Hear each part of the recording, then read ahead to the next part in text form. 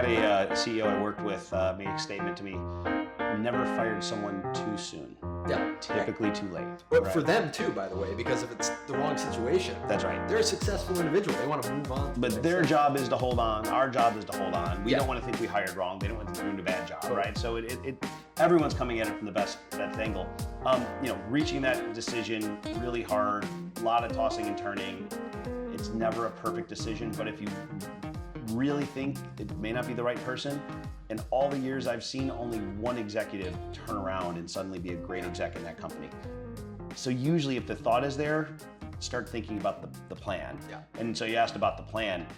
First and foremost, why I see people not actually let an executive go is they worry it's going to be on their shoulders now. Oh, if I get rid of my head of blank, I'm going to have to do everything she does, and I don't, oh man, how am I going to do that? And right? in part because you used to be the one doing it from a startup standpoint. Right. So I can relate with that. Yeah. So the question one is this a let them go and replace them afterward? Is this search for the person, the replacement, and bring them in? Is this an internal promotion? Is this a reorg? Yeah. Right? There are some times when letting a person go and the executive team is an opportunity to restructure an executive team. There is times where you have a good person at the next level down and it's time to move them up. I had a situation where I had let an executive go and we had a person who was a level or so down in the org, wasn't ready for the top job, but really raised their hand for kind of that next.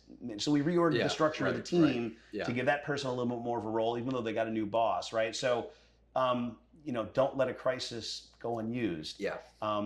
It's an opportunity to rethink things. It doesn't have to be just a swap. I am a fan of having the new person figured out before you let the other person go. Yeah. But that assumes it's not a dire situation. They're not doing damage to the organization. You're not causing other people to leave the organization, right? It's all of those things in place.